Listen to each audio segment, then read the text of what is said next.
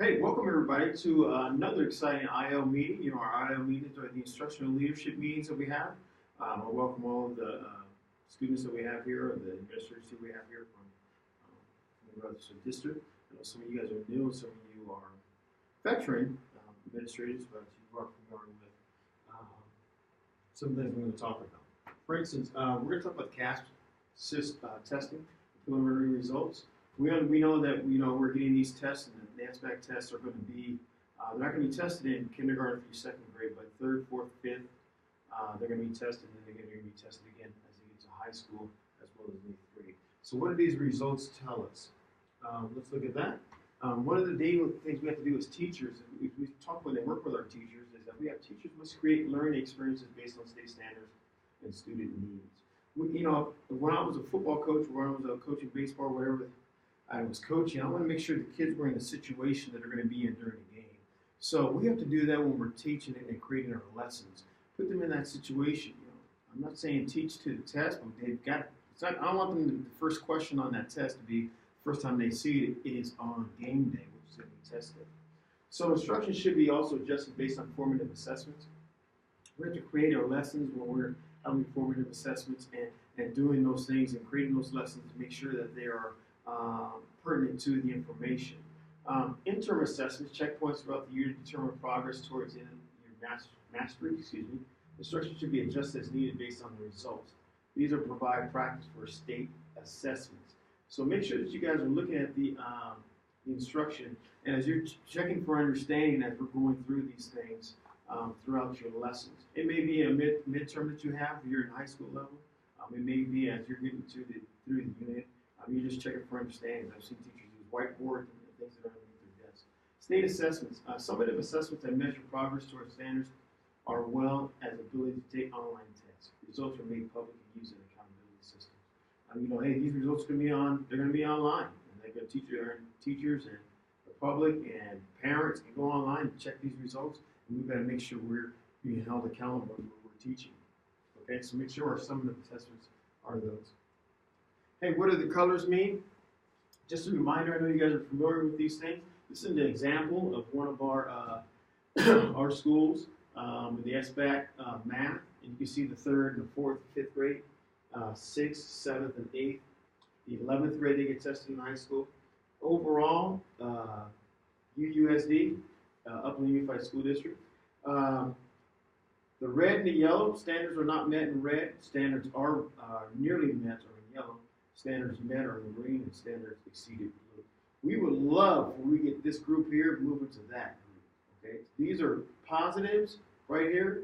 These two groups are negative. We can get this group here, one of our largest groups, to move up to standards met. I think our district is going to be outstanding. We're having a stagnant area here. You can see from 2018 to 2017, where the yellows stagnant in 30, and we've had the blues of the blues, and we got to move those reds. We're going to make those reds a whole lot smaller too. So we got some goals. We got some work to put forth. All right, moving along. ELA district, and also the math district. Do you see this? This is a math performance.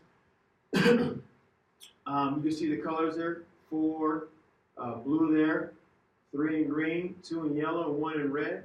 48% of the schools here are the 40% of the students, I should say, we have that are either need improvement or nearly met, and the 52% in ELA are exceeded or else they're above it. Okay, and our math really needs some help. Okay, so it's going to be a challenge for us, and not just at the high school, but also at all the other local areas.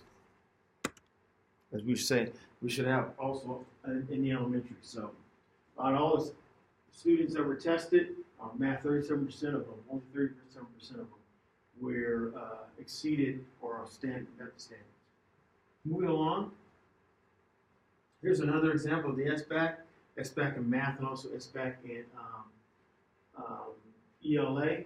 As you can see there, this is the one that we mentioned before, what we had an example of I had on the previous slide, but you'll see the ELA down here 2018 to 2019 and 2018 2019, 2017, excuse me. You can see there that we have some growth to do. We're just maintaining, and that's just not good.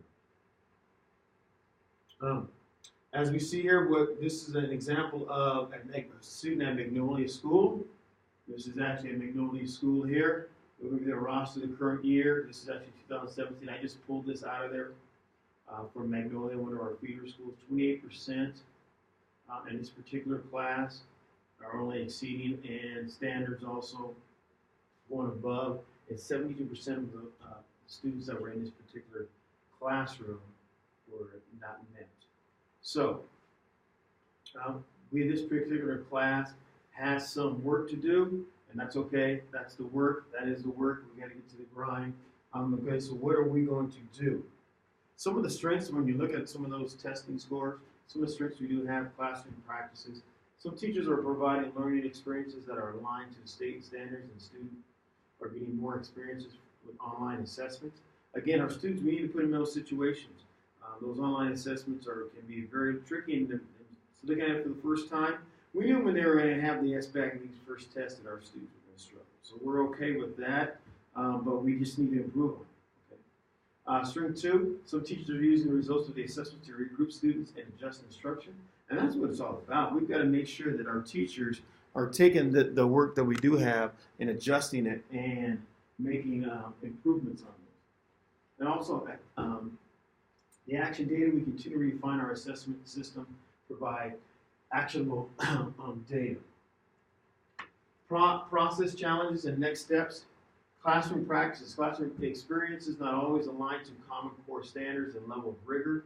We've got to make sure that our rigor is still up high. They've got to exceed the standards there, and students will struggle with technology-enhanced items. We understand that the struggle is real. The struggle is okay. That's how you grow. That's how you grow.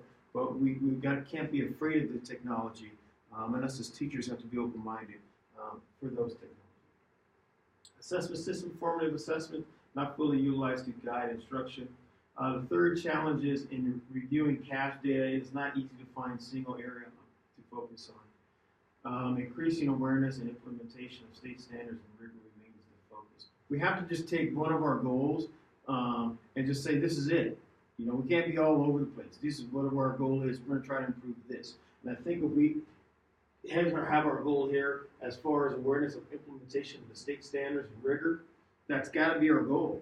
Okay? Whatever we're creating our lesson plans, we have to go, okay, is this rigorous? And does it pertain to state standards? And this is where the goal be, and we need to focus on these things in 3rd grade, 4th grade, 5th grade, 6th grade, 7th grade, all the way through high school, and our tests, I'm confident our tests will improve, our results will improve.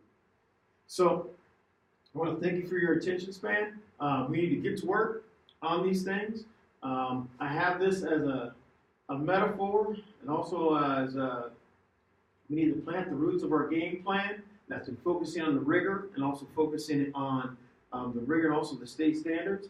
And we can have our tree grow to its fullest potential. I want to thank you for your attention, and good luck to UUSD.